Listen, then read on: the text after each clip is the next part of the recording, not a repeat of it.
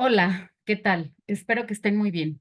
En este video vamos a explicar cómo se lleva a cabo la vía GI de receptores acoplados a proteínas G. Los receptores acoplados a proteínas G son proteínas transmembranales que cruzan 7 veces la membrana, por eso también se les conoce como receptores de 7 hélices o receptores de serpentina. Lo que observamos en esta imagen es una bicapa de lípidos con un receptor acoplado a proteínas G incrustado y las proteínas G que se acoplarán al receptor. En la parte de arriba señalamos el líquido extracelular y en la parte que está hacia abajo el líquido intracelular. Por lo tanto, toda esta región corresponde al interior de la célula. Aquí notamos la monocapa exoplásmica de la bicapa de lípidos y la monocapa citosólica y podemos observar que las proteínas G están ancladas a lípidos en la monocapa citosólica. Entonces aquí tenemos al GPCR que está inactivo en ausencia de ligando y cuando llega su ligando pasará a estado activo a través de un cambio conformacional inducido por el ligando. Por otra parte, las proteínas G heterotriméricas, tenemos la subunidad alfa y el dímero beta gamma. Se le conoce como dímero beta gamma porque siempre estas dos subunidades están juntas y a la alfa es la que en realidad tiene función de GTPase. ¿Y en qué consiste esta función? En que puede hidrolizar GTP. Entonces, la subunidad alfa es la única que tiene función de GTPasa y estas son proteínas G heterotriméricas porque están formadas de 3 subunidades distintas. Al igual que el receptor, las proteínas G tienen un estado inactivo cuando están unidas a GDP, o sea, cuando ya han hidrolizado el GTP, y activo cuando están unidas a GTP. ¿Qué pasa para que se active una vía alfa I? En este caso, esta subunidad alfa es una alfa I. Pues lo que tiene que ocurrir es que un ligando o primer mensajero específico, que es extracelular, se asocie al receptor. Este ligando es específico y este receptor es específico para este ligando. No cualquier ligando se puede unir a cualquier receptor. Cuando el ligando se une a su receptor específico, induce un cambio conformacional y este receptor pasará de estado inactivo a estado activo. Hará un cambio conformacional que se notará mucho en esta asa citosólica, que es la tercera, y las proteínas G se acoplan al receptor. Aquí tenemos la subunidad alfa I y el dímero beta gamma. El dímero beta gamma. Entonces, esta subunidad alfa I se acopló al receptor unida a GDP, es decir, en su estado inactivo. Después de que se acoplan las proteínas G al receptor, hay un intercambio de GDP por GTP y la G alfa, en este caso la G alfa I unida a GTP, se disocia del dímero beta gamma. Al disociarse del dímero beta gamma, esta alfa I unida a GTP, es decir, en su estado activo, se asocia a la adenilatociclasa. Esta enzima que es capaz de producir AMP cíclico, que recuerden que el AMP cíclico es un segundo mensajero, a partir de ATP. Pero la acción de la alfa I es inhibitoria, es inhibidora.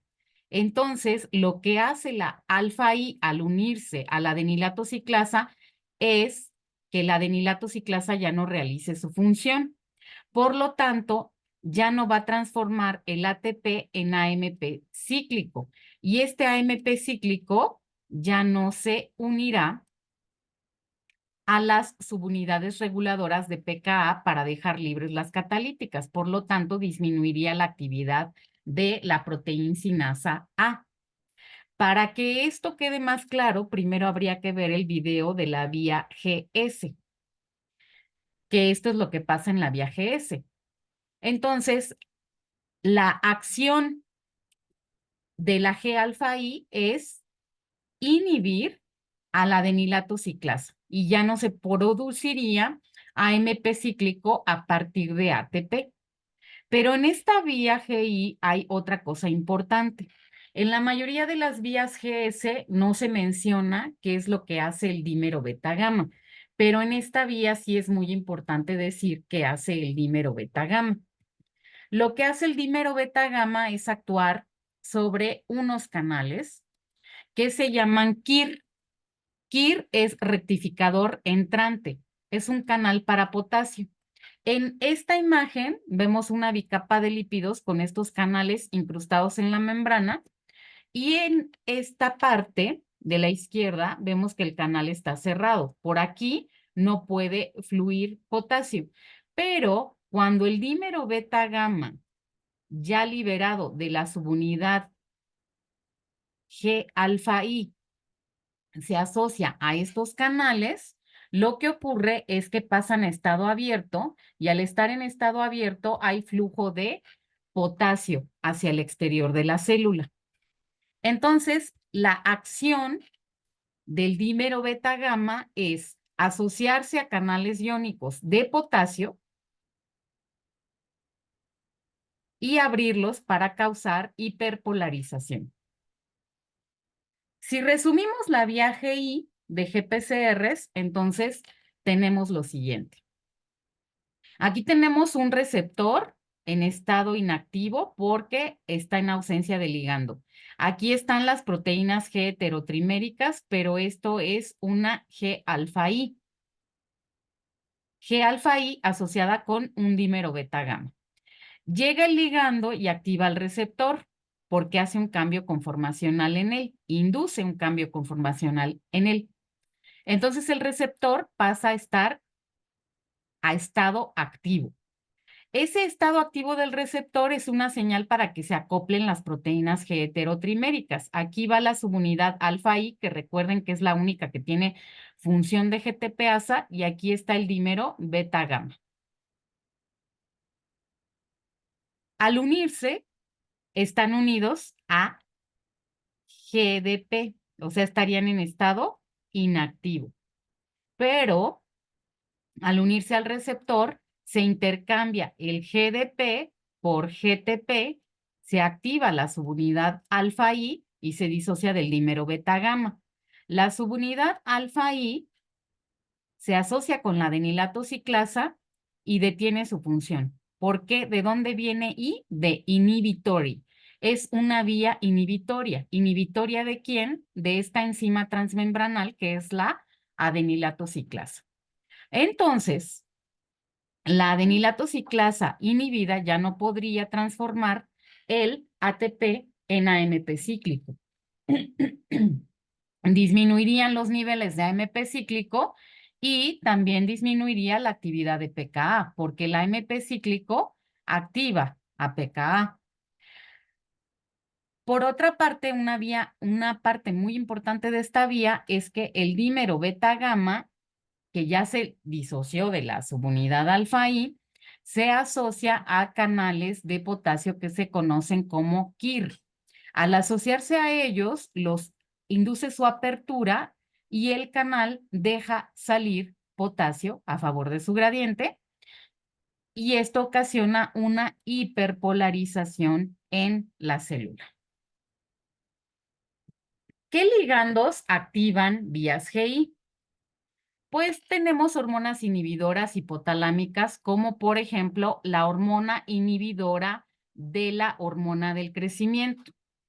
Este ligando hace una vía GI, induce una vía GI cuando llega a la adenohipófisis. Tenemos acetilcolina que actúa sobre receptores muscarínicos, específicamente receptores muscarínicos que se llaman M2 y M4. También catecolaminas, como la dopamina, la noradrenalina y la adrenalina. En el caso de la dopamina, actúa sobre receptores dopaminérgicos de los subtipos D2, D3 y D4, y en el caso de la noradrenalina y la adrenalina sobre receptores adrenérgicos, en este caso los alfa 2 adrenérgicos.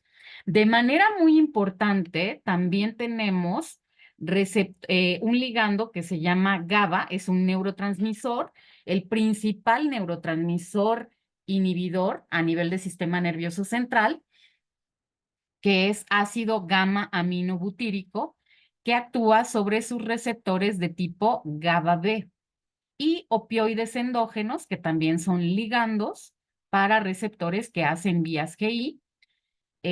Los opioides endógenos son las encefalinas, las dinorfinas y las endorfinas, y actúan sobre receptores mu, kappa y delta. Ahora, ¿qué acciones pueden tener estas vías GI? Dependiendo del tipo de receptor que se active, del tipo de célula de la cual se trate y de la maquinaria celular que ésta tenga, los efectos son diversos. Uno de los efectos es la inhibición de la secreción de la hormona del crecimiento. Otro, en las neuronas, las vías GI disminuyen la excitabilidad, o sea, tienen efecto inhibidor.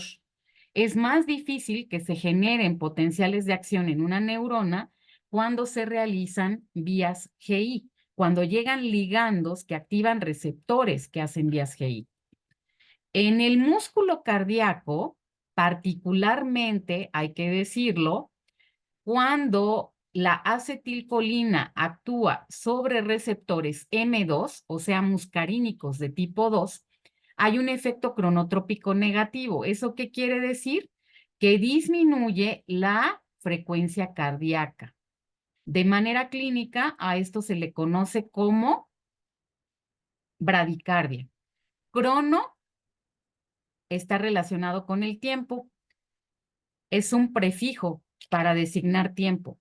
Entonces, el efecto cronotrópico negativo consiste en una disminución de la frecuencia cardíaca. Se generan menos potenciales de acción por minuto o por unidad de tiempo, cuando la acetilcolina interacciona con estos receptores muscarínicos de tipo 2 en el corazón.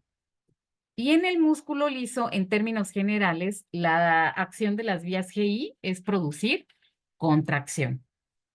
Con esto terminamos el video de la vía GI, las vías GI de receptores acoplados a proteínas G. Hay algunos libros que también mencionan que las vías GI pueden actuar sobre canales de calcio dependientes de voltaje e inhibirlos. Pero no todos los libros mencionan eso. Hay que tomar en cuenta que en algunas células sucedería y en otras no. Muchas gracias por su atención. Espero haber sido clara en mi explicación.